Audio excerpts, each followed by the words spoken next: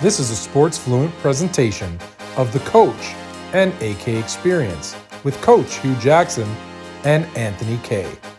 Remember to hit us up on YouTube, subscribe and like, and listen wherever you find your favorite podcasts. I want to start with, we were talking about what things we should talk about from the financial aspect this week and how money should travel. You messaged that to me, and the only way I know my money travels is it comes in and then I send it out.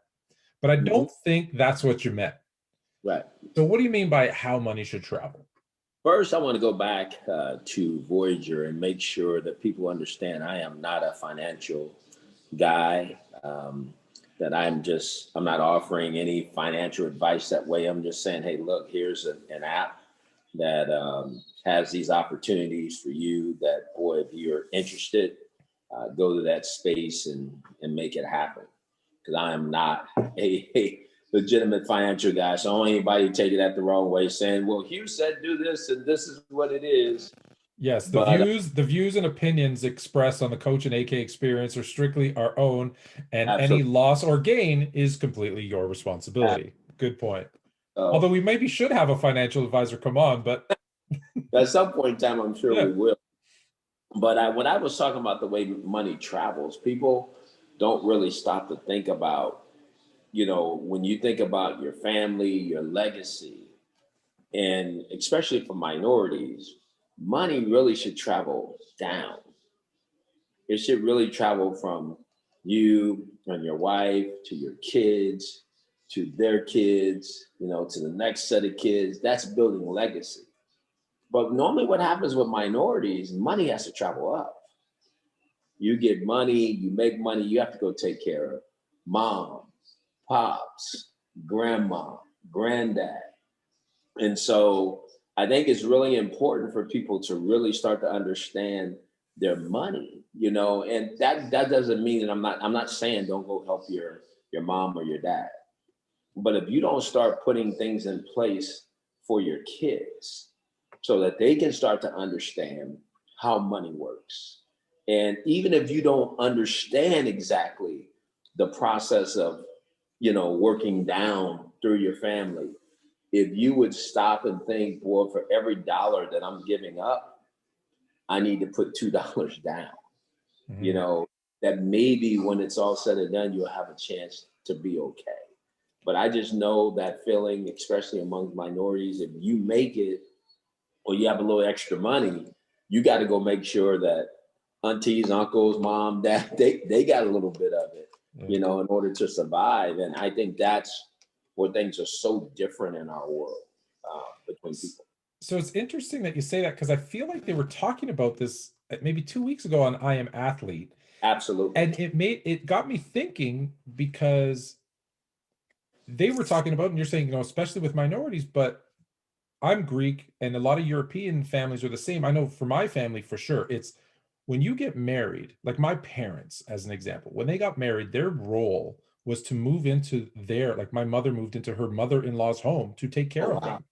So it's very much the same. And there's this responsibility. Now we moved to Canada, so it's a little bit different because, it's not the same as back in Greece. But back in Greece, it's very much you get married and then you take care of your parents, and they kind of move in with you, or you move in with them, and you take care of them until they're done. Because the thinking is, I raised you, now you take care of me. Yeah. And then it's this cycle where you're right, it's not going down, it goes up. So then your expectation is, well, I've got nothing left because I took care of my parents. Well, now my kids, well, they need to take care of me. Yes. That it's more common than I thought once I started looking into it too. So it's definitely important.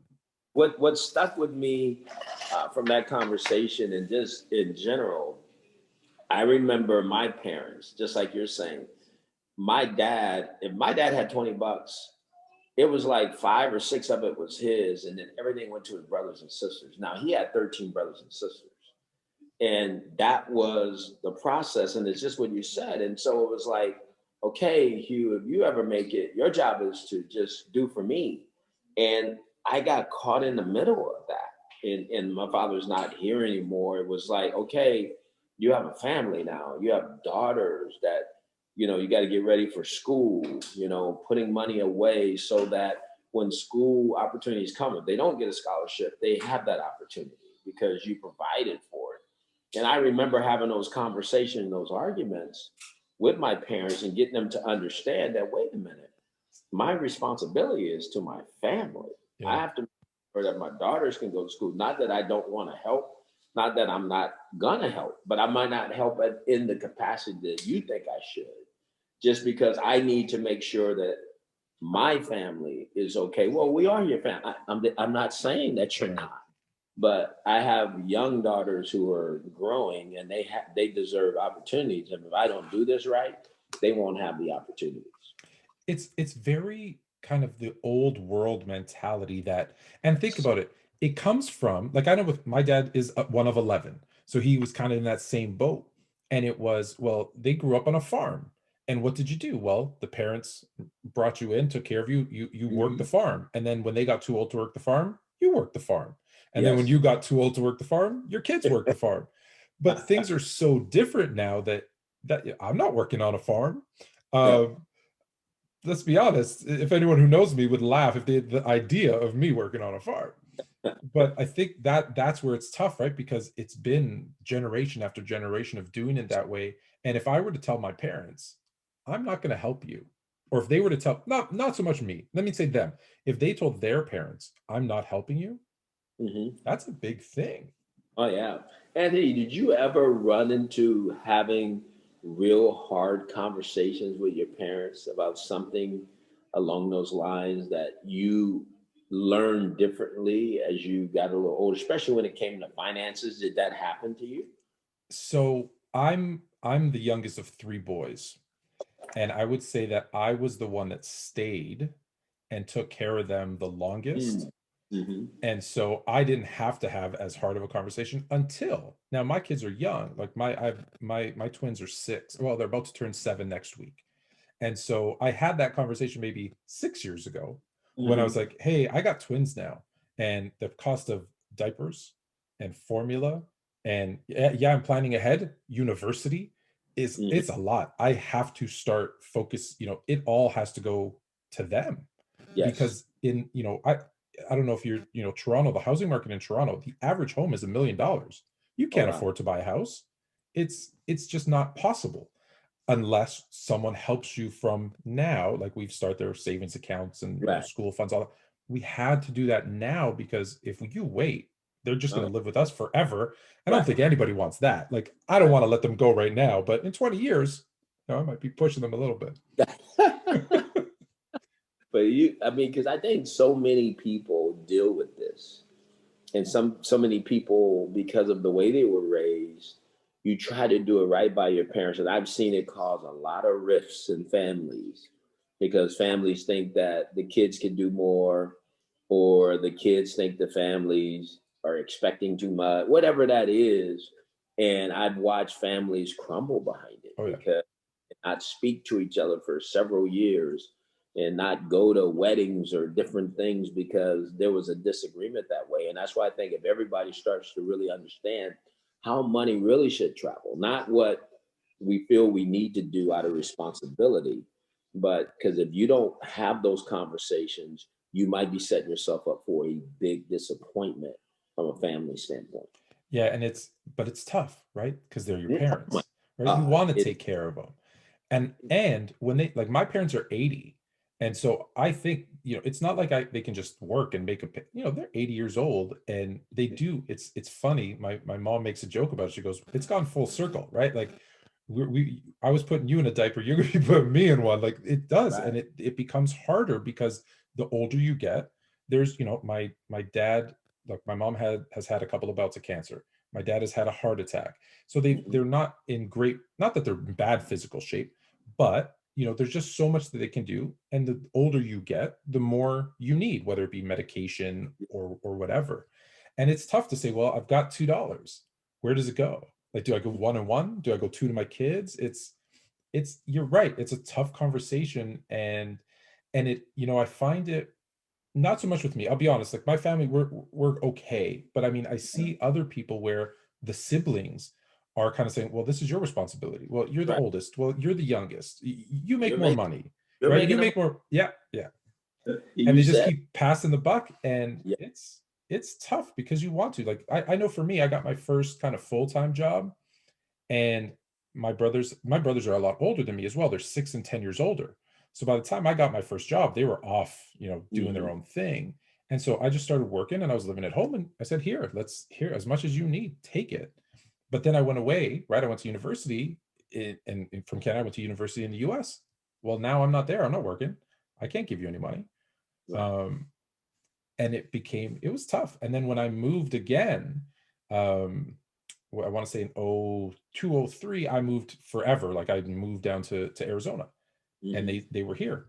And it was, hey guys, like I got my own things now. I got to, I got a mortgage. I got, I need to deal with what I'm dealing with here. It was tough. And I can Yeah. imagine, you know, and I like to think I'm a really nice guy. I can imagine some families aren't that tight, right? Right. And I can see them just saying, well, fend for yourself. It's tough. Right. That feeling of when you do that, you have those tough conversations with your parents. That feeling of remorse. Yeah. That, man, are they gonna be okay? You have to talk to yourself a little bit, because that person that comes in your head, who is the good person that says you should be doing more for all, you have to quiet that, because that's what leads to so many different issues. So as a husband, you go do something for your parents, your wife doesn't know, but she needed something, a week from now, then it just drives a big old wedge. And I'm, again, this conversation is so important, because I know so many people that deal with this and they don't know how, because it's what you said earlier, it's their parents, or it's a uncle who's helped them get to where they are, and now the uncle's struggling a little bit, or auntie the same way. And it's like, how do you keep that relationship, but also keep moving forward financially, to where you're not breaking your process, where you're not losing a lot of capital? And I just think people have to have a plan, on I'm going to help you with these things, those things I can't, and be very transparent about it, and do what you can. Because I don't ever want anybody to think you shouldn't do anything for your parents or people who you love and respect. That's not what I'm saying. But if you don't understand that those dollars that go up, they don't come back down. They're really gone. Yeah. And so how do you replace that? And how do you work through that in your process of trying to lead things or put things in place for your kids is so important.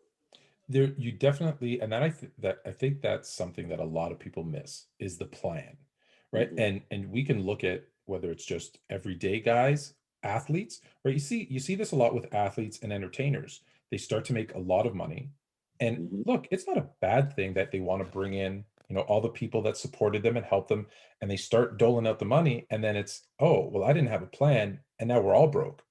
And you Mm-hmm. see it so often, especially with people who get money quickly, that if they don't have a plan, I'm trying to think of, like the MC Hammers of the world, right? Where it's Mm-hmm. just he was so nice that he wanted to help everybody, that he found himself in financial trouble. And you would think, when you're a celebrity, oh, you have nothing to worry about. No, there's a limit, right? It's not an infinite role. And with athletes, I think too, you can't live that lifestyle like after they retire. I think that the number's staggering. I think the number's 60 or 70% have Yes. financial trouble after they retire, because yeah, you're used to a certain paycheck. Once you stop, unless you've put something in place, made some investments, etc., that money stops too. You can't live that same lifestyle.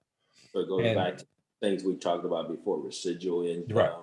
income, all those different avenues that you have to make more money, royalty, all these things. And so you just said it, whether it's players and people who get lump sums of money. What I've learned in the sports world, especially in football, guys think they're going to get that contract again or bigger. It's like they're going to always make this money. Then all of a sudden something happens, they get cut, or there's a better player that comes in, the paycheck stops. You're not now making this 120, $140,000, or some guys even more than that every Tuesday. How do you pivot, And did you save enough? Did you invest enough? Do you have enough? And you said it, there's 65%, I believe, of the athletes that are struggling because they did not, because they Listen, thought it stay there most forever. most of them start getting that paycheck when they're 20. And Hmm. I'll only speak for myself. I'm not going to speak for anybody else. When I was 20, I had no idea what I was doing, right? I don't want to put anybody, I think very few people do. You're 20 and you're given millions of dollars. It's tough because half of your mind says, yeah, let's go enjoy this, and the other half hopefully says, well, slow down, right? We need to think about this. And correct me if I'm wrong here because I'm going off memory. The average NFL player, what, 3 years? Yes. Hmm. It And doesn't last. Doesn't last. so, Anthony, it's deeper than that. Because when you think about what you just said about the 20-year-old athlete that comes into a lot of money, where's his education coming from? Right. About financial planning. And it's something that we really all deal with in our lives. That's not taught in school. It's not taught in high school. It's not taught in college. It's not taught. So, how do you expect, and why would you not expect a 20-year-old to go blow it? And not know what he's doing and get involved in bad investments and make decisions that a maybe a 40-year-old man, and I know some 40-year-old man that still blow it. So it's just it's scary when you really think about the process of life and why we're not educating people more about what money really. Tell me what a dollar is, and how does that work, and how do I not lose a dollar, and how do I take that dollar and have that dollar grow for me? And people don't have those conversations, and we never had them in school. It's funny. I sound like I'm anti-education when I say this, but I'm not.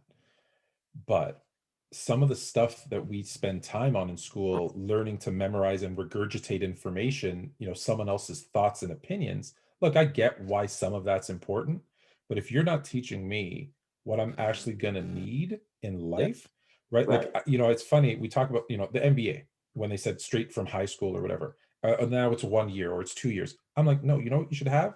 You shouldn't be allowed to go play professional sports unless you take these three courses in kind of like financial management and responsibility and whatever it happens to be, because those are the things that are going to dictate your livelihood down the road. And it's funny too because from the outside looking in, you see, oh, again, we talked about this a little bit last week. Oh, he made $100 million. Where did it all go? Well, yeah, but he had 100 million people asking for $1. That's where it all went. You just said it. It is, but you keep touching on so many great points, and that I just what I struggle with is what you said, teaching what's really needed in life so that you can learn how to survive and be better. We always talking about, how how the cultures are built and those things, but we really never talk about how the money moves.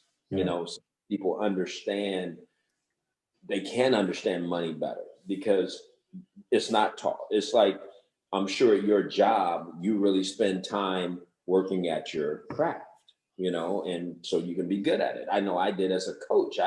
As a coach, I couldn't go worry about being a mechanic. That just wasn't my Right. thing. I was a football coach. And so that's what I needed to learn.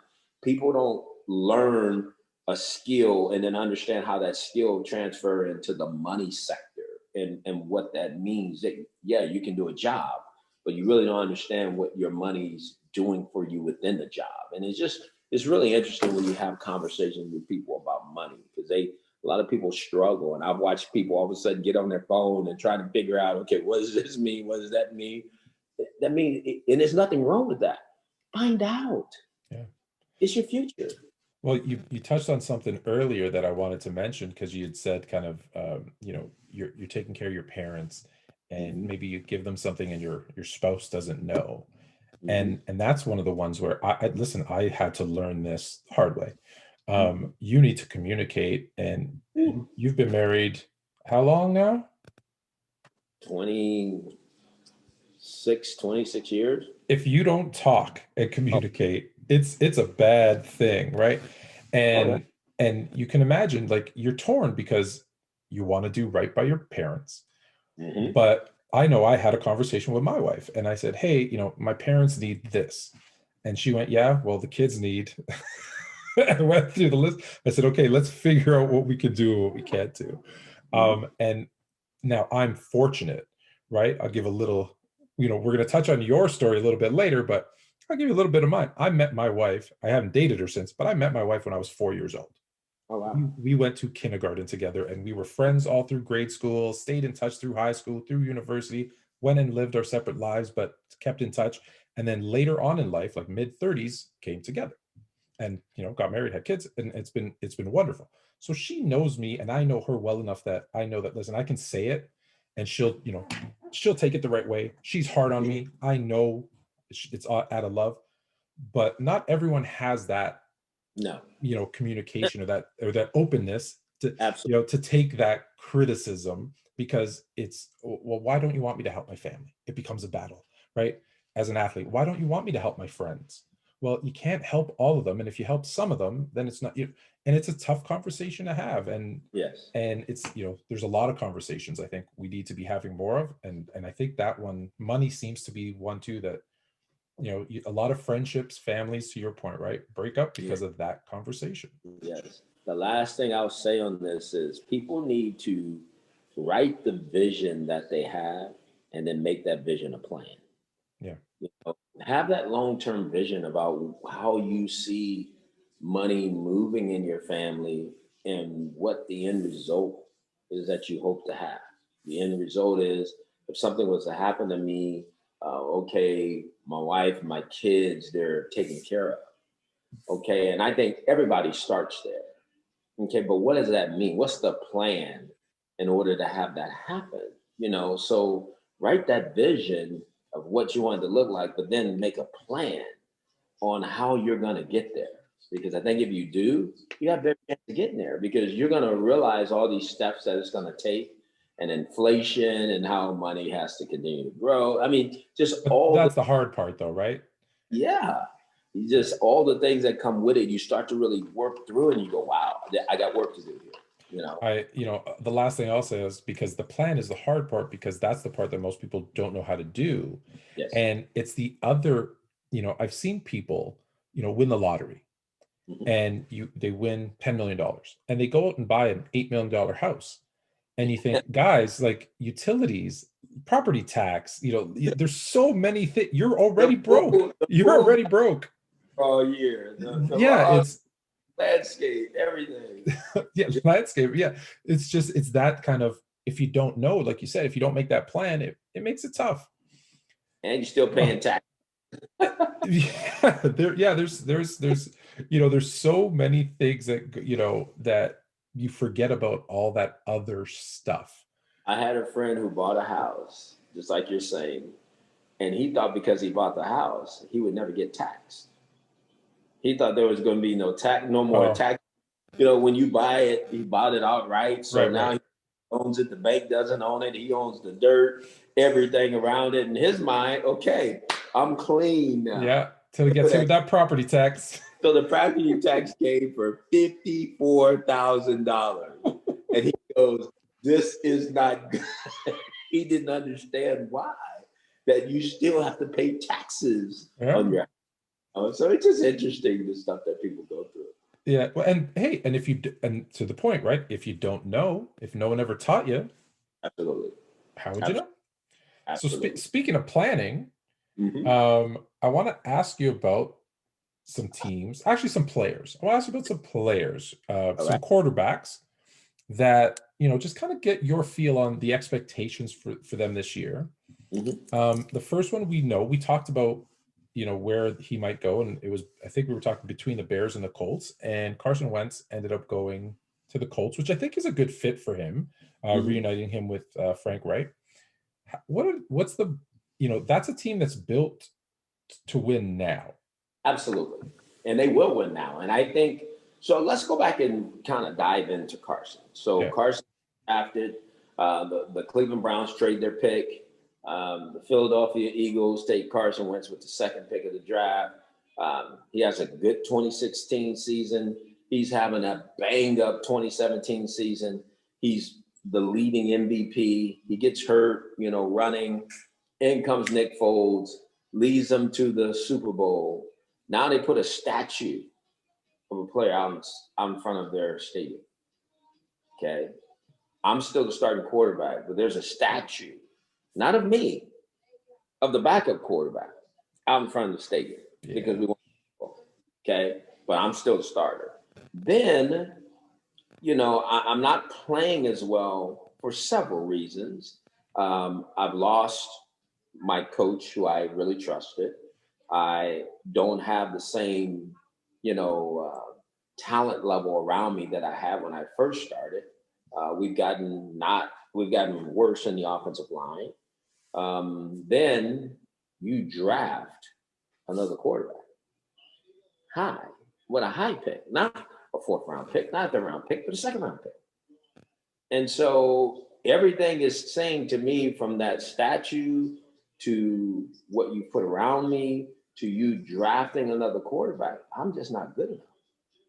I got to deal with that internally. I have to work through that. And I know some people will listen to this and say, well, you got to be mentally tough with paying you a bunch of money, because you also pay me a contract that says I am your franchise quarterback. So either you were working with me because you wanted me to forget the statue and the draft pick and all of this, or this was just bad business, and it wasn't really sure, because now you just let me go and you basically gave me away.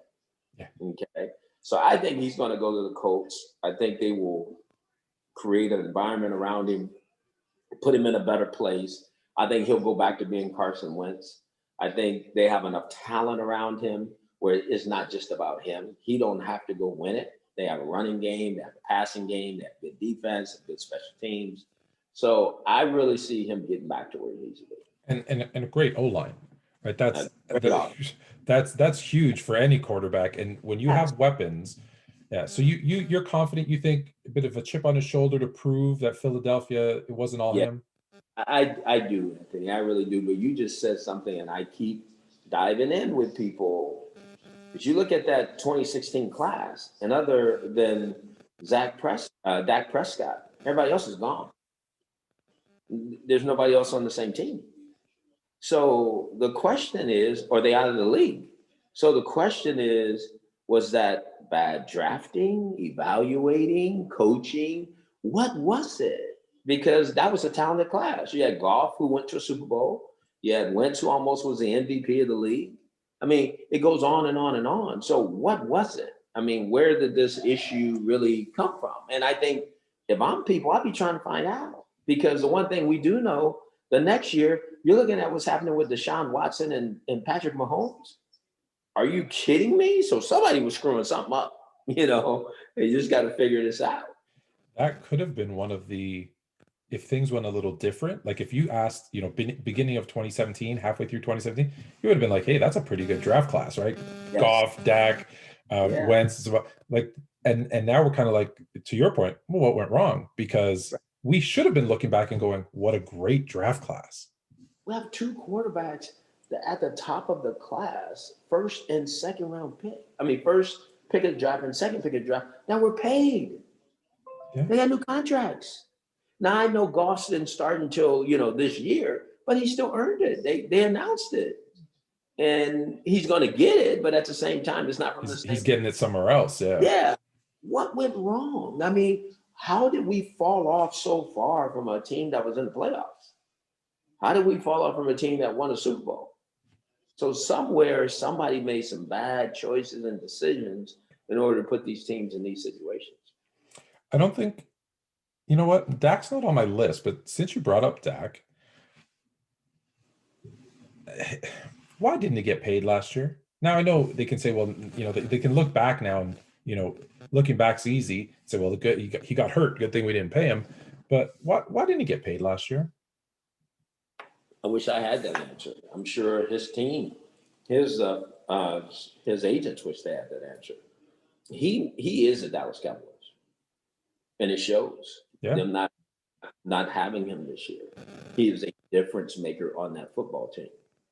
I feel like right now he's leveraging what he knows about the Cowboys for more money, because obviously they say they're far apart right now. Yeah, that's so interesting to me.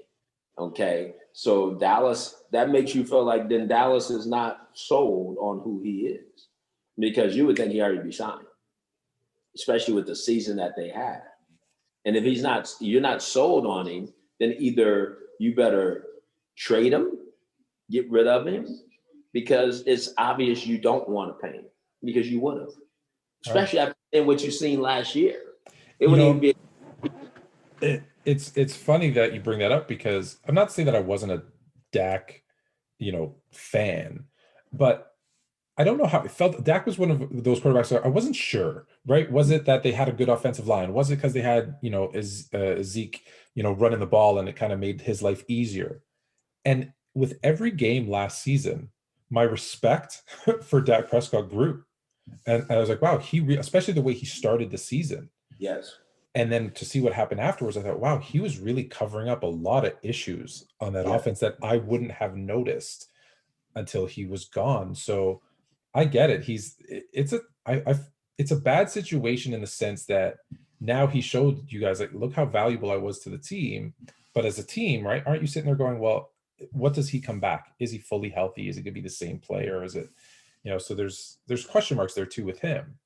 They are. And I think, like any good organization, you can drill down into those things and find them out best you can. Now, there's no exact science when you're dealing with injuries and how a guy's going to come back, but 80% Dak Prescott is better than what you're going to be playing with at 100%, possibly, Yeah. and I think is they have to answer.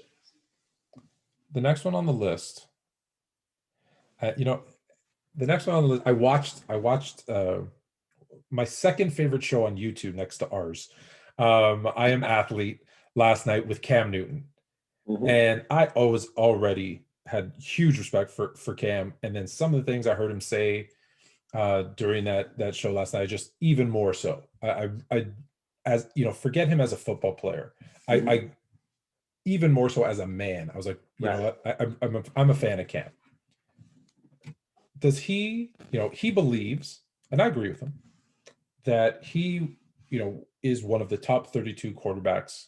If you listed them all out today, he's in the top 32, so he should be a starter. I don't think I'm going to get an argument from you on that, unless cut me off if I am. What is the expectation for Cam next season? Do you see him starting the season as a starting quarterback for a team? I do. And what Cam said is true. He is definitely better. He's not 32. Right. He's better than 32. And to shoot off of that, just like that's how I feel. I feel like I'm better than some of these coordinators that are coaching, and so I get where he's coming from. At the same time, this guy was a Heisman Trophy winner, a national championship, MVP of the league. He can play. The thing, and I said this tonight on a different show because it came up about Cam. People forget pre-COVID, he Right. was like, we never talk about the effects of COVID on an athlete and what it potentially can do to them and potentially what it did do to them. There's several players that struggled when they came back. Myles Garrett was one. Obviously, Cam Newton was one. There were several that were still talking about having the side effects of COVID still bothering them. We don't know. That could have been what it was when it came to Cam. Now, people do their homework, which I know that there's some really good teams in the National Football League that will. They will understand that and understand that this young man can still play. He's still Superman, So given the right situation, the right environment, with the right coach, with the right talent around him, he can go in. He can elevate an organization, revive a fan base, get a team playing because of his personality and how, his swagger, and he can make a difference.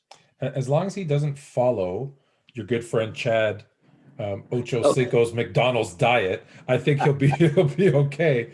But he was honest. He said he'd be 280 pounds. Yeah, I already am. I'd probably be 320. But one of the things he said, he didn't blame COVID, which I thought, that was a tell of, the kind of man that he is, right? Because it's a respiratory thing, and right? The lungs, he might not even know that he was breathing heavier, when he was talking about making the call at the line, and he was like, thinking about it, well, maybe he was also breathing a little bit heavier than usual. He used the analogy of, I pulled over to get some McDonald's, and the team kept going down the highway, and then I was playing catch up the rest of the year.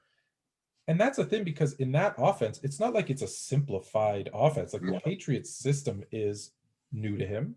There was no off season, right? And it's a complicated system.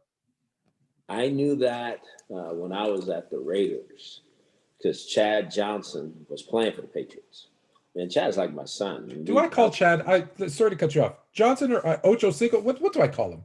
Johnson. Okay. He's always Chad Johnson to me. Okay. I don't know if I've ever really called him Ocho Cinco. Okay.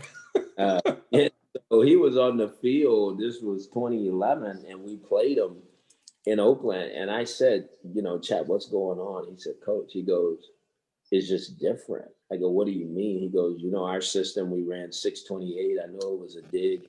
He goes, you have to run routes based on the coverage, and the coverage could change. And you can be in the middle of it, and I'm supposed to do this or do that. He goes, and for him, and he's right. In his mind, he said, Coach, that's too much. I'm locked in on this route. I know what the adjustment is. That's what I do. So he struggled there. He really did. He struggled hard there. And he came out of it, but he won a Super Bowl. Those things. No, they lost in the Super Bowl, I believe. He felt good about that. I think they lost to the Giants. Yeah. And I think he felt good about the experience, and he learned, watching a organization win. It was different in Cincinnati, but at the same time, it didn't let him be the best version of him. So that was hard. Yeah, it's because not everybody can. And listen, I'm not going to use all the correct terms right here, but it's one thing to say, hey, I'm running a post route, but I need to know that I got to break it off at 10 yards because they're playing too deep and I can't run that route, right? Like, and to know that quick, yeah, it's an adjustment. Especially when your system was totally different. Right. For years, and you've been one of the best players in the league and doing it a certain way, and now you got to flip all of that. That's hard. Is there the last thing on Cam, because we got a couple more for you? Do you think, what would, aside from the obvious ones, right? What would be a good, for his skill set? I know any team really, but where do you see, like, if he went to like this or that team, is there anyone that you think would fit him better than another? Washington Redskins, because of the coach. The head coach and him have had a lot of success together. And to me, you have to have people in your corner. And Alex Smith was the comeback player of the year. Phenomenal story. Cam Newton brings a little bit more to the table because of his ability to run. So I think it would be a tremendous fit for him. Obviously, they either got to draft a quarterback, Dennis are now gone, and they got to really revamp that room, in my opinion. And what better way to do that than to have a guy who's familiar with the head coach, what they like to do. He's been around the coordinator there before because he was in Carolina too at one time. I mean, I just think it's the right fit, in my opinion. That makes sense, because Ron Rivera wasn't part of that decision to let Cam walk. So, okay. Absolutely. The next one, and I don't think this is going to happen. Ben Roethlisberger. Okay. There have been rumors that he's not going to be in Pittsburgh. I don't buy that for 1 second. Do you think, has he taken too much? Is it too, or does he have a good year left? Like, where would you set the bar on him? Well, I think he played okay this year, but there's a lot of his teammates that are now gone and retired. Right. I think it's time for new blood in Pittsburgh, period. I said this too, because if you look at the conference, the division, there's a bunch of young quarterbacks playing right now, and now is the time. You're not going to pay $41 million. Okay. He's not going to take $10 million, so let's go find an answer, a bridge until we can find that quarterback so we can move on and get ready to compete with these younger guys. Because waiting another year, just it's going to happen. It's time for him to move on. So you might as well be a year early instead of a year late. Yeah. Like, listen, although we saw Brady beat Mahomes in the Super Bowl, the likelihood, and no disrespect to Ben, but the likelihood that him with that team right now can outplay Mayfield, Burrow, Yeah. and Jackson, right? That's a tough 6-game stretch Yes. to keep up with. So yeah, I'm with you on that one. Matt Ryan.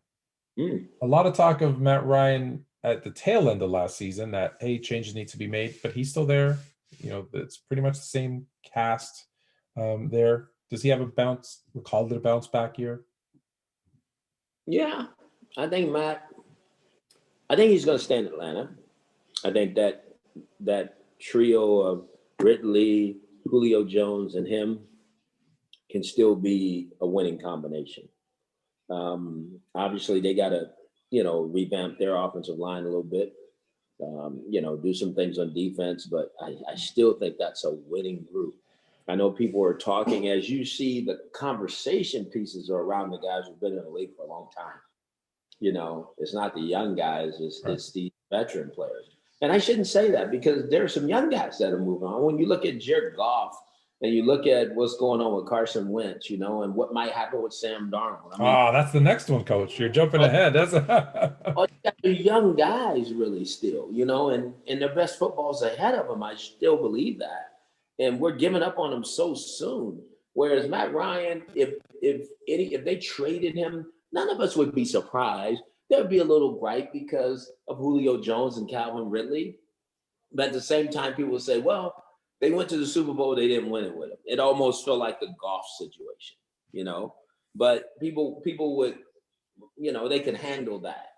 I wouldn't be surprised, but I don't think that's going to happen. I'm crazy Okay? because if I'm the Falcons, Okay? listen, not that Matt Ryan is old by any means, especially with the longevity of quarterbacks today. But I'm putting out feelers because the way I look at it, I'm in a division with Tom Brady and Drew Brees, and they can't have that. I'm hoping if I'm a Falcon that they can't have that many years left. So I'm thinking they have 2 years. Let's say I'm putting it 2 years on them. Would I not say, hey, look, you always want to win. I get that. But if you're thinking I'm in a division with Brees and Brady, it's going to be super tough. Not that we couldn't do it, but it's going to be super tough to dethrone those two guys.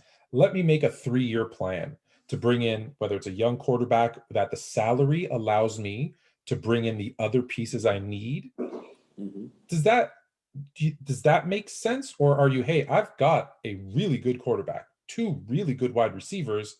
I'm gonna make a run at these guys, and I'm gonna be happier beating them 2 in the short term than looking long term. Eddie, I think what you said is a great thought that I would hope within the organization they're thinking. Can he play past 2 years? If he can, if from a physical standpoint, I mean, we're going to get Matt Ryan checked out from head to toe. Right. Is he going to fall off? Because me and you both know when they fall off, they fall off. When he hits that wall, he hits it. Is it 2 years from now, 3 years from now? When is it? And if I'm convinced that it's going to be a little bit later, well, I'm going to hold on as long as I can because I have a veteran who really should outdo a young quarterback. He's going to give 3 more wins than this young quarterback could give me. So I get it, but is it the right time? I think you're dead on. I mean, you got to have that plan. You got to look over there and see Drew Brees. You got to look over there and see Tom Brady and say, how much longer can these guys go? And that's the same thing that's happened with Ben Roethlisberger. How much longer does this guy go? But there's also tremendous pressure in the division because they got all these young quarterbacks. He's really Baker Mayfield playing good. We've seen what Joe Burrow can do. We've watched Lamar Jackson win the MVP. So, hey, I mean, when I understand the situation in Pittsburgh, you better make a decision.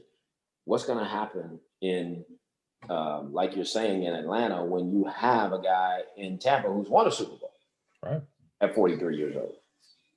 I mean, I think it's a great, great question. Well, when they make me the GM and I hire you as the head coach, it'll be a conversation we can get into a little bit deeper. Absolutely. Okay, so the last one, you jumped ahead with the last one, which is Sam Darnold, because they're clearly, look, the Jets just, I think they wasted a really good.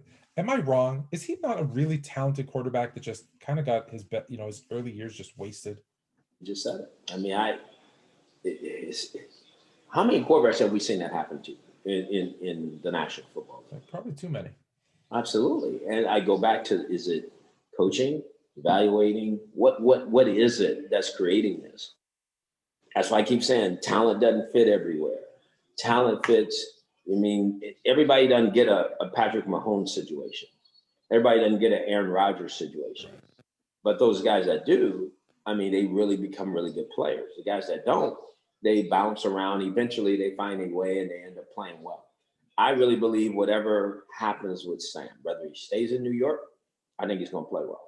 Whether he goes somewhere else, I think he's going to play well because of what you said. I think he's a very talented young player, you know, and I think he's just now understanding what it takes to play at this level. But that being said, he needs more support. Right. I mean, they didn't build that right for him. They built it for whatever they built it for, but it wasn't for the quarterback.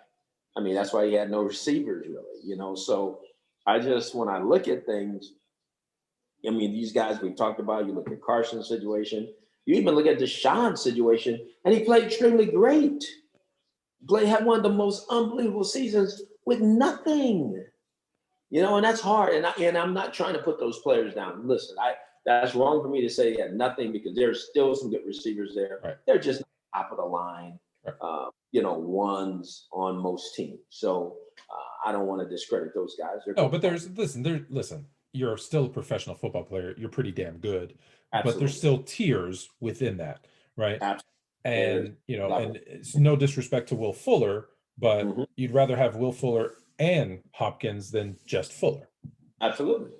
And to your point, and I get it that now this is a talent thing, but when you have a young quarterback, when you have a talented quarterback, what kind of mindset are teams having where they're not like, how do you not build around the most, like, you know, again, this isn't to disrespect any other position, but we keep saying the quarterback's the most important position. Well, why aren't you building around the quarterback? Why don't you have, you know, why don't the Packers, you know, go out and get some more weapons? Listen, Devontae Adams is fantastic. Get Aaron Rodgers more weapons versus getting a backup quarterback. Why don't, you know, why didn't the Bengals get some more offensive line help when you know that's a weakness and you're bringing in a young quarterback?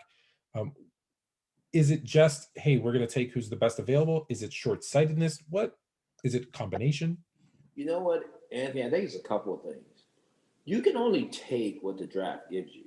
Right. I mean, every draft is not always strong in a certain position, you know, and so I think there's where a lot of maybe bad decisions are made. You know, you take a guy who's really not good enough, you know, or you don't take a guy because you thought, you know, he wasn't good enough, one or the other. And so it ends up catching you. That's why there's no exact science in this thing. That's why, you know, people who are using the analytics to help make decisions, I don't like it because at the end of the day, coaches who have been through it, who understand, they have their own algorithm because they've been doing it for years. They know what it looks like. They know how to transfer that information from the things they see and put it out there the right way, whereas a computer can't tell me that. So I think too many people are using other methods of making decisions for whatever their reasons are, and it's not panning out.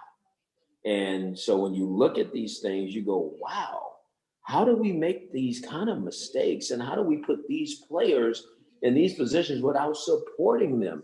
I was getting killed for not playing Baker Mayfield when he first got there. How do you play him when you don't know who the left tackle is? Right. Joe Thomas had retired. So we're going to get the franchise quarterback killed. You can't do that. I'm gonna break his confidence. You can't do that. Or you break something else, right? Like we talk about Burrow. Burrow looked fantastic, but he was running for his life. We just and said it it ended up catching up with him, right?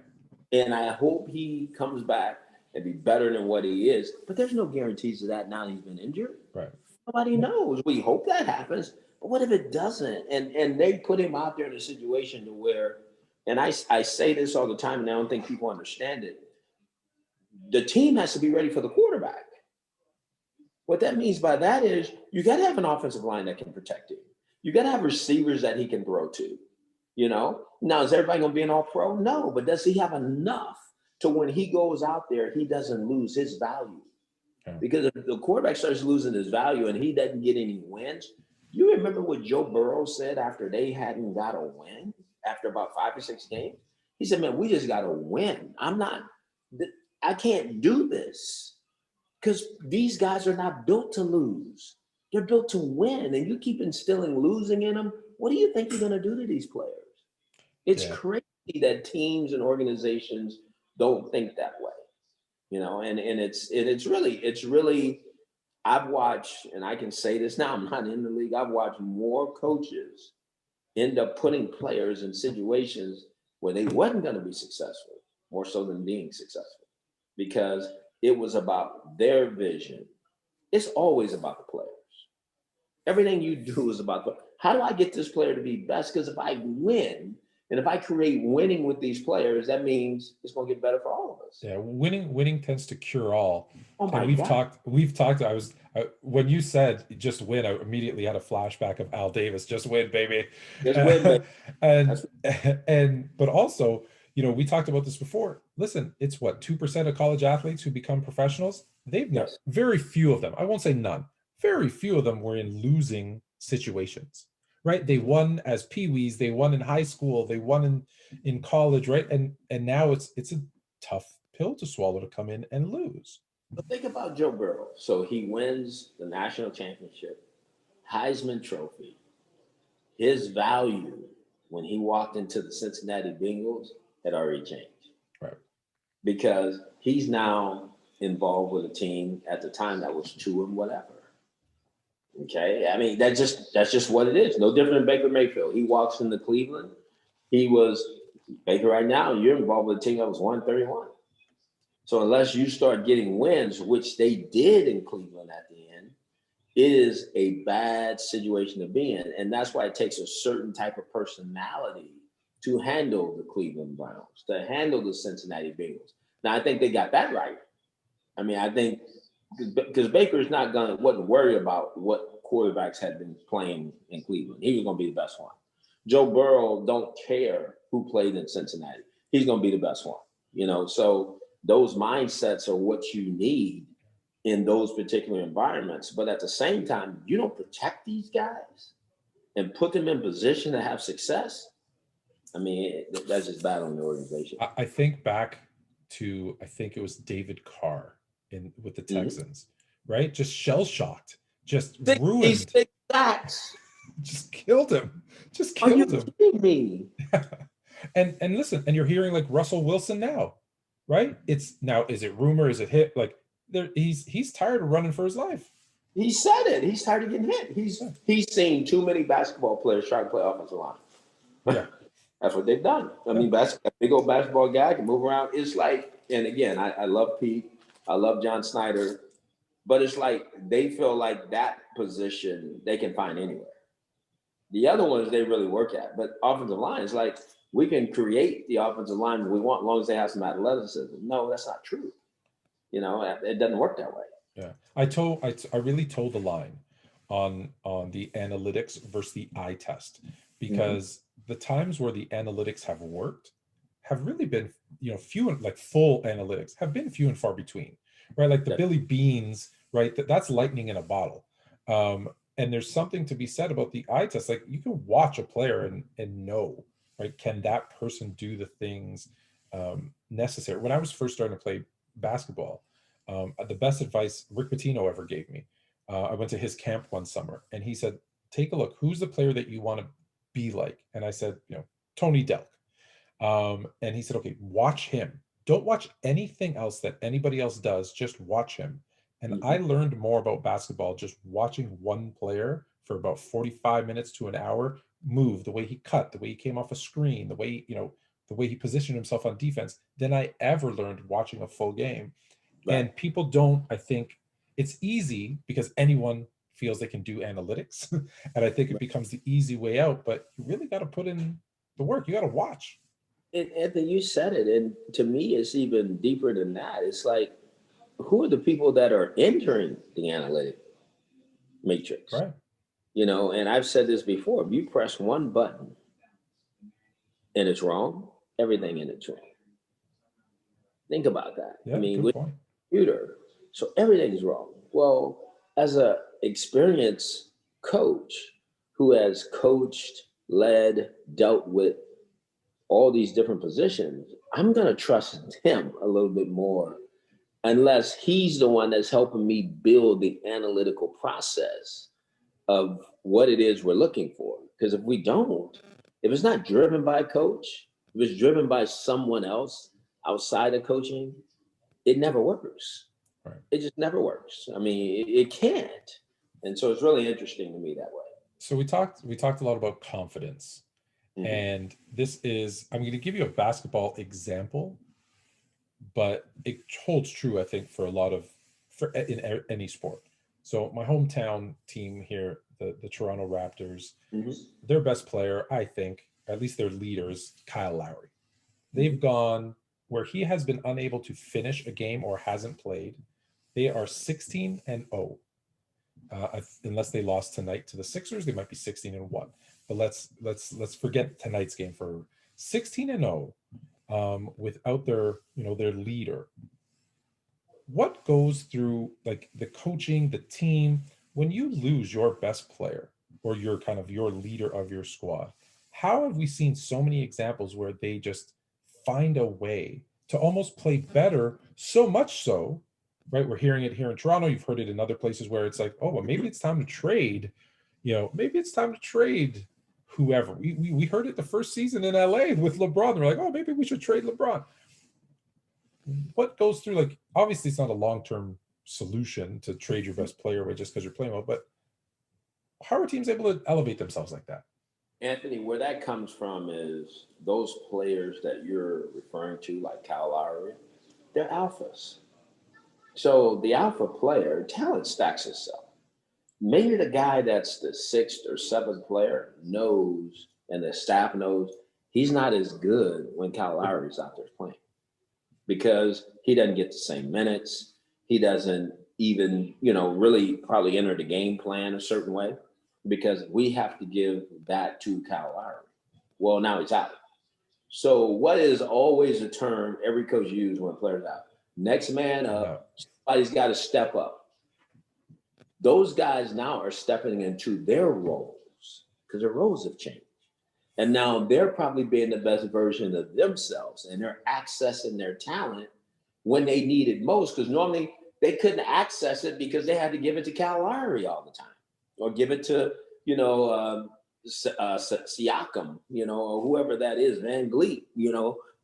I mean, whatever that is. But now these guys are getting their roles defined. They're now being called on. And so these guys are contributing. I don't think it's a bad problem to have. I think people look at it wrong, because if those guys were good enough, they would already be playing. Yeah, because we Now, see, listen, like we talked about Philadelphia earlier, right? Carson mhm, Wentz is clearly the better, more talented quarterback than Nick Foles, yes, right? But Nick Foles comes in and they have this fantastic run to the Super Bowl and they win. and they win. And that happens. And that's why I was laughing when people say, well, Nick Foles is going to become a starter. If I'm Nick Foles, don't make me a starter. I'm a backup. I'm a cleanup guy. I'll win some games for you, but the first quarterback's got to be out of here. Yeah. If he's out of here, I might win a whole bunch of games for you. People got to understand their roles. I think that's what we're really talking about at the end of the day.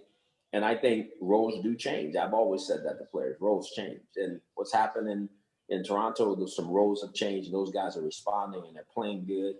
And I still think the team can't wait for Cal Lowry to get me back, though, because he's a heartbeat.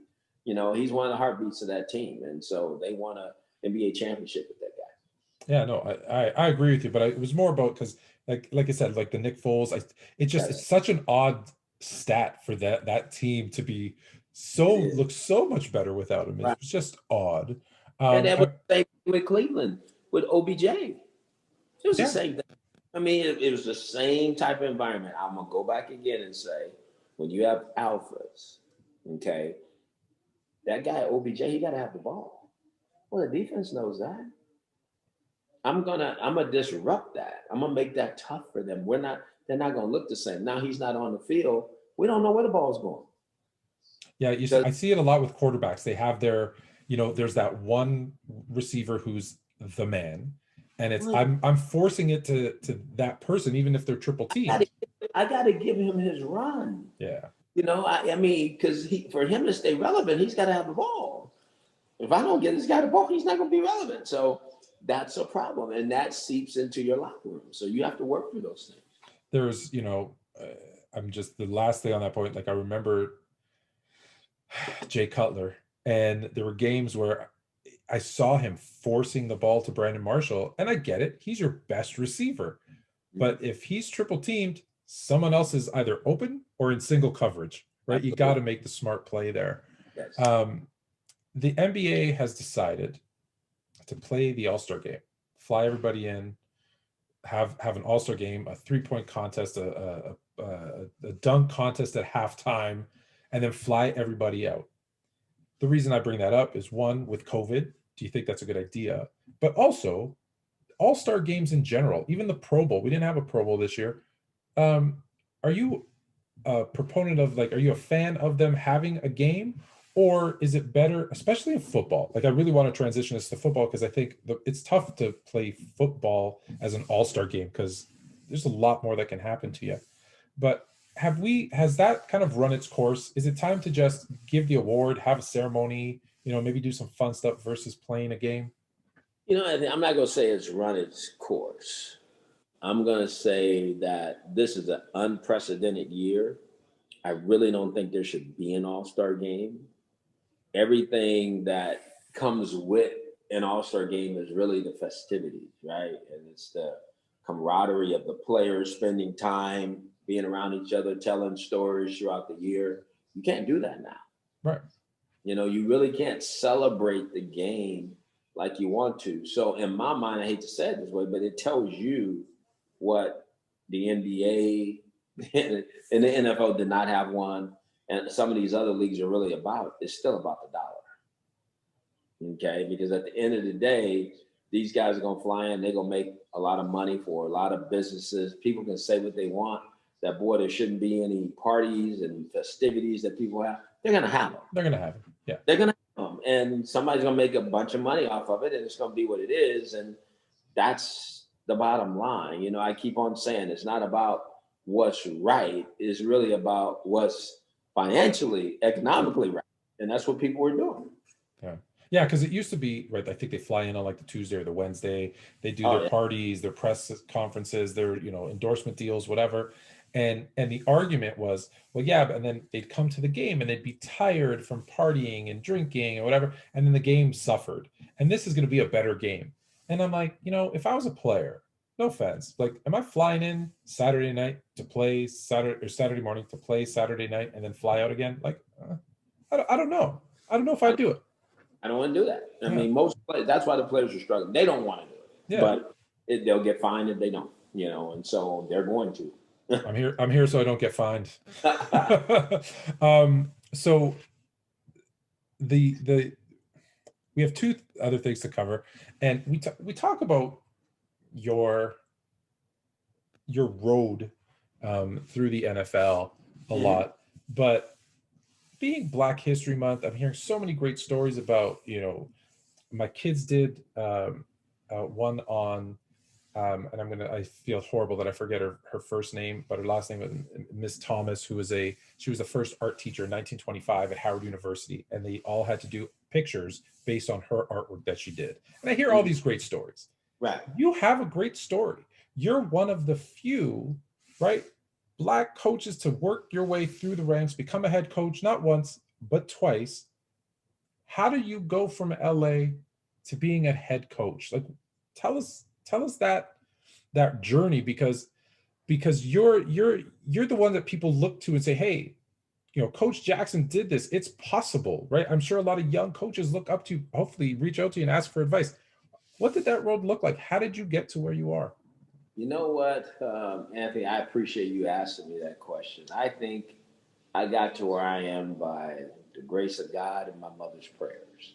I'm being very honest with you. I just, knowing what I know, going through what I've been through, the work that I put in, the commitment that I gave to football, the discipline, the determination, the dedication that I exhibit during that time, the not backing down from wanting to be one of the best and really chasing it and being very intentional in chasing it. And my career shows you that I took different opportunities because I know if I never sat in the seat where I was coaching the quarterback, that I would get a chance. That's where I was. And it's been different for a couple other guys, but I think that's held true. I don't think a minority is going to get a job if the organization that he's going to don't feel like he can coach and manage the most important player on the team, which is quarterback. So I knew just watching over time, I had to get in that seat. And I was very fortunate in Baltimore. John Harbaugh hired me to coach quarterback. At the time, there was only 2 black quarterback coaches in the league, myself and Cup Hamilton. And, we took Joe Flacco as a rookie, made the playoffs. Next year, we went to the AFC Championship. So there were some exciting things that happened. And then I parlayed that into going to Oakland and now becoming a primary play caller, where I'm now legitimately calling the plays. We go from 31st to 6th in offense. And now you're a star. You become a star in the league. And you coach in Oakland, you go 8-8, which I've never heard of an 8-8 coach being fired. It just doesn't happen, especially in his first year.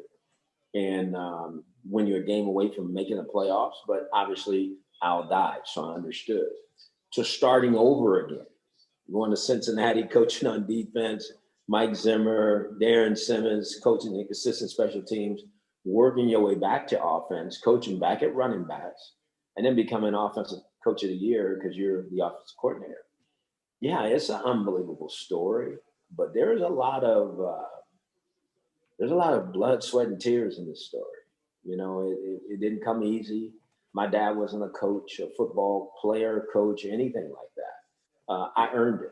Nobody gave it to me. Nobody said, "Here, Hugh, we're going to do this for you." I didn't have an uncle or anybody say, "Hey, hire my nephew." I worked at it. I just put my head down. I didn't believe that it couldn't happen. I never believed that. Now, do I have some doubts now? For some people, yes, I do, because I've seen them be turned away. But I think in all, I was around great people. Great people helped me. Great people paved the way for me. All the other Black coaches that came before me, I'm so grateful for, because I think they gave me an opportunity to realize my dream. And I'm disappointed because I want to do more for minority coaches now, because I think they deserve more. I know that men of color can be as good or better than majority of coaches that are coaching the National Football League if given the opportunity.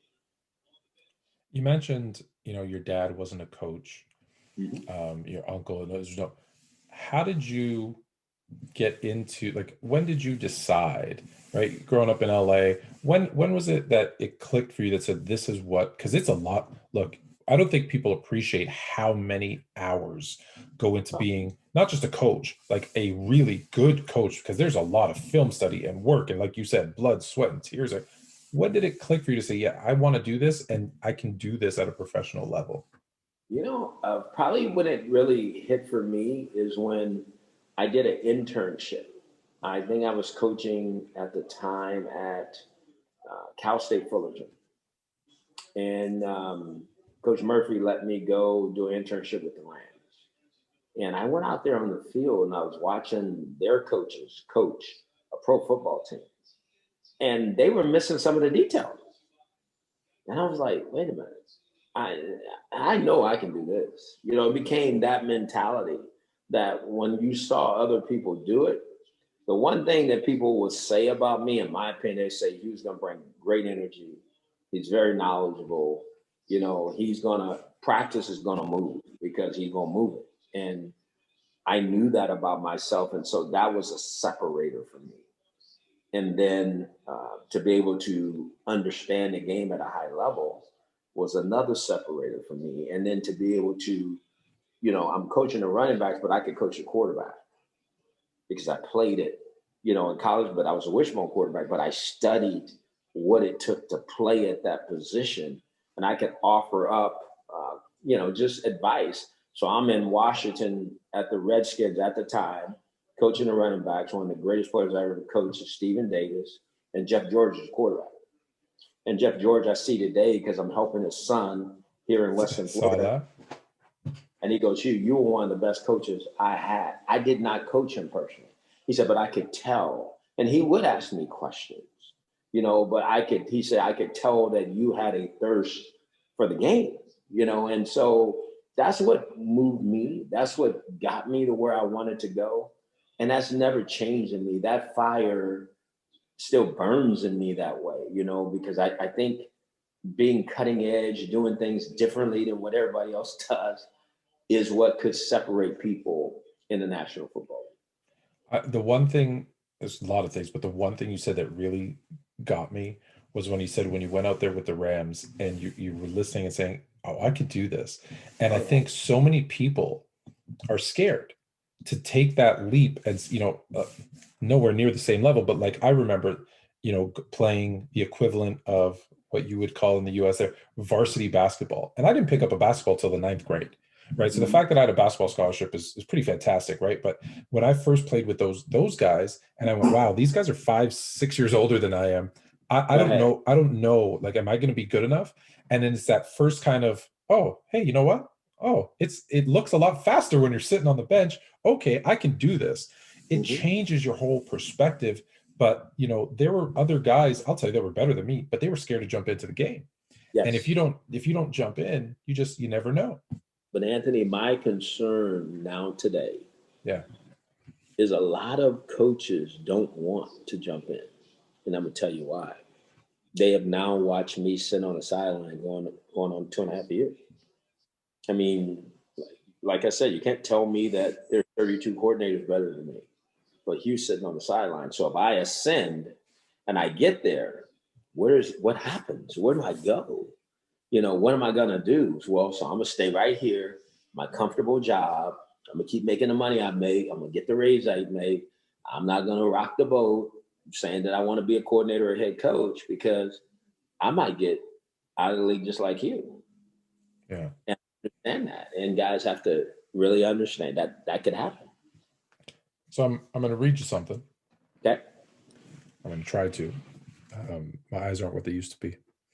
Okay. So according to the NFL's 2020 diversity report, 9 out of the league's 32 head coaches in 2019-2020 were either the son or father of a current or former NFL head coach, coordinator, or position head coach.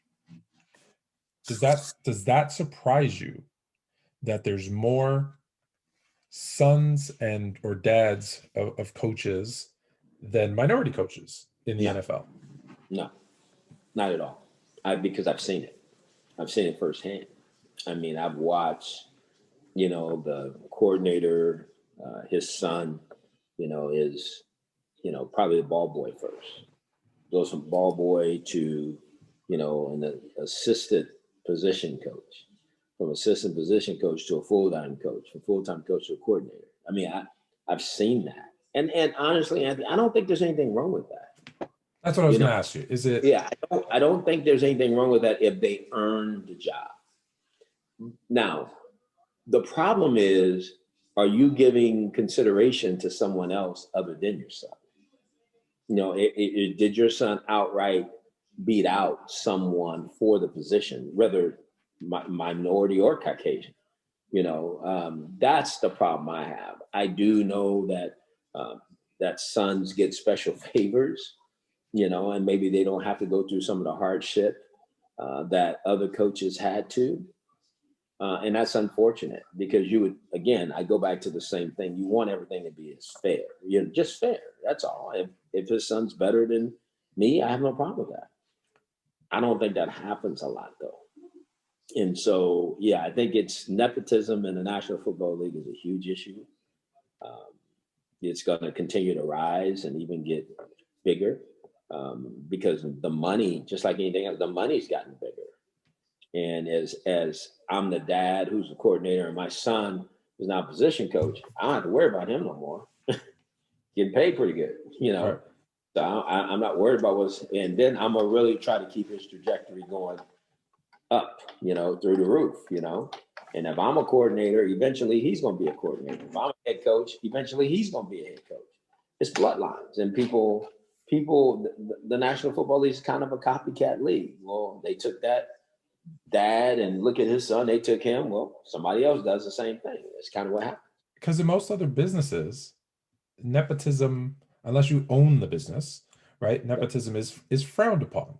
Right. And I'll speak for myself. I was offered a position and given the keys to the kingdom, and the deal was I get the keys to the kingdom, but I need to take the son, the owner's son, under my wing, and basically teach him to replace me.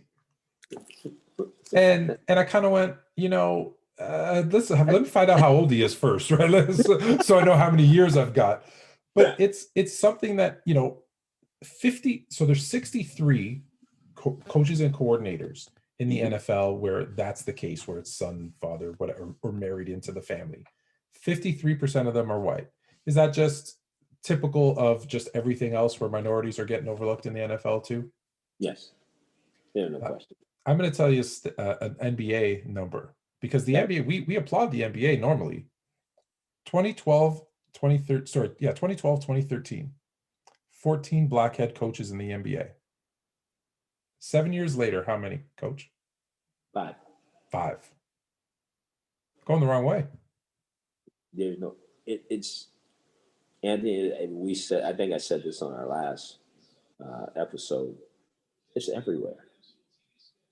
It is everywhere. You look at college football, you look at the NBA, you look at baseball, it's everywhere. And I think the NBA has done a better job of really trying to be better, having conversations, but you just said it. I mean, the number doesn't flatline or stay the same. It always gets worse. It doesn't get better for the most part. It'll drop, then there'll be this big conversation about it and people will be upset, and then it'll rise again because somebody felt like they got to do something. And then all of a sudden, it'll drop again. And that's just so disappointing to me. Because look, 2012, 2013, 14, that's almost half the league. Yes. Right? In a league where 80% of the players are black. Now, I get it. Look, it's not going to be, I'm not going to argue this point. Look, because I've had people reach out to me and say, hey, listen, it's 17% of the population. And that's their argument. So it should be 17%. And I said, well, hold on, but it's 70 or 80% of the league, right? It's you gotta balance it. So like if it's half, okay, I'm not expecting 80% of the league. Right. But to go from 50% to 25, no, less to 5, like that's a huge drop. That's a huge drop. So you ask yourself, who's monitoring this? Whose responsibility is this? Everywhere you hear about diversity and inclusion, they go, it's just good business. It's just good business for everybody to be involved. Well, if it's good business, we would never let it get like this. No, I had that quote. I posted that quote from Roger Goodell from the diversity report that said, it's just good business to do this. Right. I said, great. What are you doing to do it? There you go. And I laugh because people, I mean, the comment about the coaches now, we got a few more coordinators, we got a few more GMs. I took that as a slap in the face. Because what do you mean we got a few more? So is that what you're saying we should be okay with? Because we got a few more, So it really shouldn't be equal. That's what you're saying. Just be happy with what you got. That is so wrong. If you're really standing on the side of I want to change diversity and inclusion and make this fair. But if you don't, to me, it's those kind of statements that come out. It's those kind of things that are said. Everybody says, well, it's not just the head coach thing. We're looking at it as a whole. Well, I get it. Yeah, you're right. But at the same time, the issue has been head coaches. This is a 100-year history, and there's only been 19 now. Why is that not an issue? It is a huge issue, and it's been going on for years. Do something about it. You have the power to do something about it, but you don't, because you don't want to. Because it's not about black or white. It's about green. Okay, the money's still growing. It's going up. It's going through the roof. long as that's not changing, why we got to change? Well, no reason to change. Okay, well, I'm over here talking about the diversity and inclusion, but we're making a ton of money.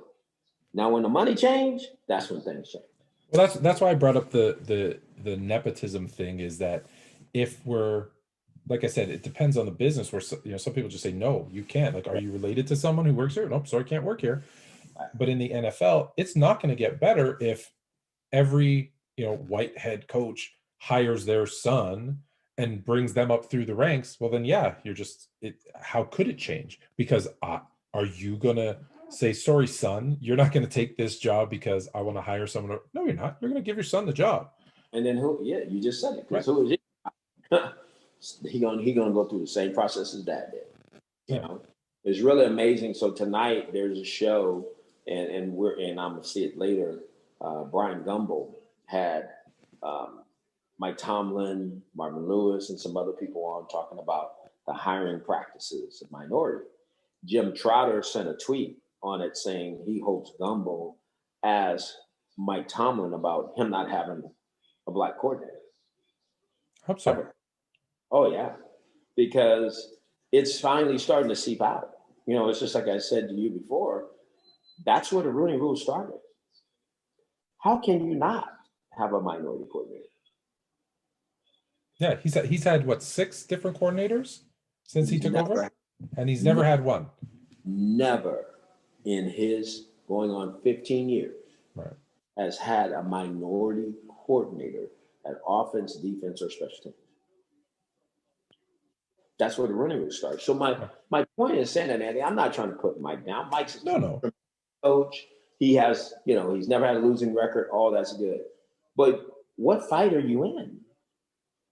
I mean, are you a part of this, or you're not? That's where the Rooney Rule started.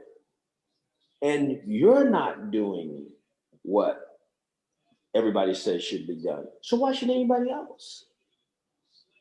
So, hey, Mr. Rooney, I hear what you're saying, but you guys are not even practicing.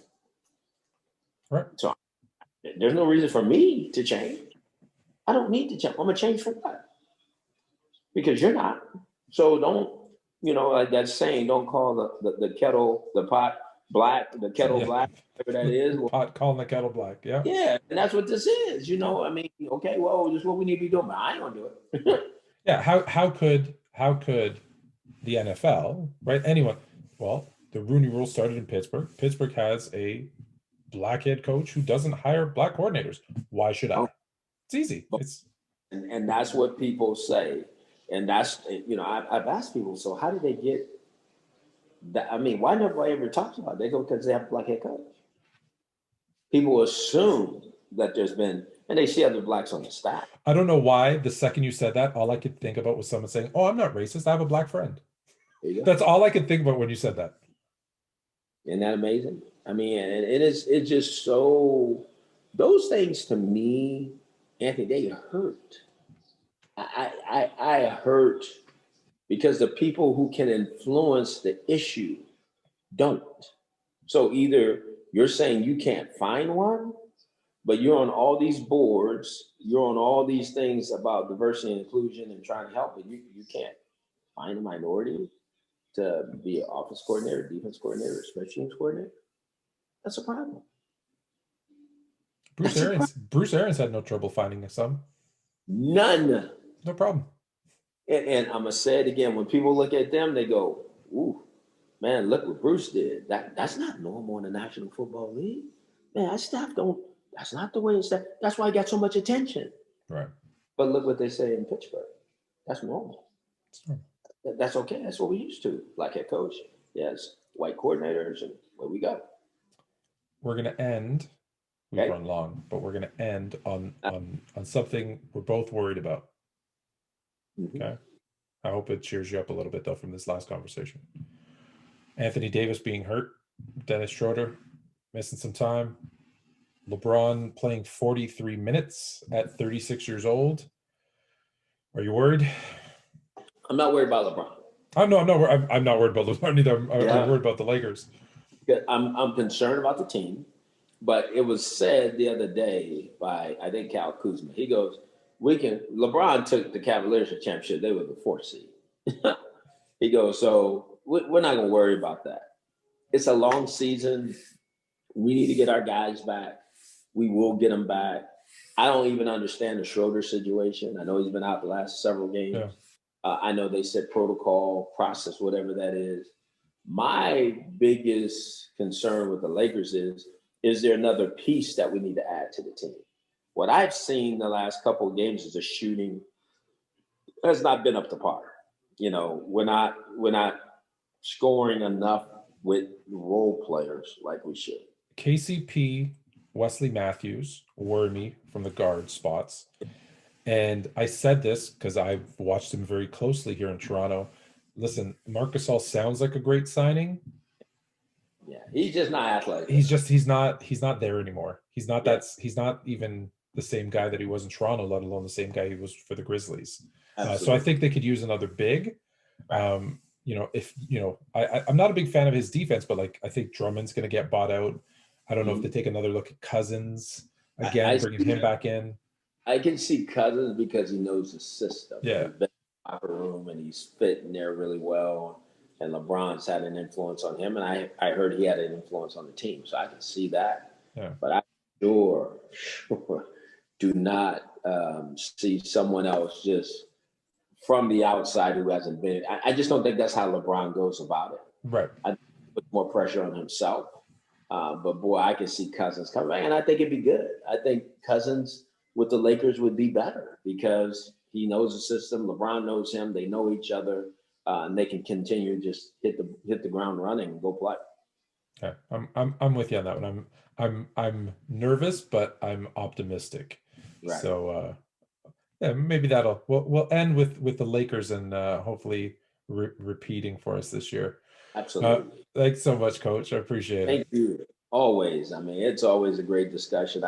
From the start to the finish, you know, just talking about how money flows and those great conversations that people have to have with family members to ending with the Lakers and all the in-between. It's always a pleasure being on there. This has been the Coach and AK Experience, brought to you by Sports Fluent.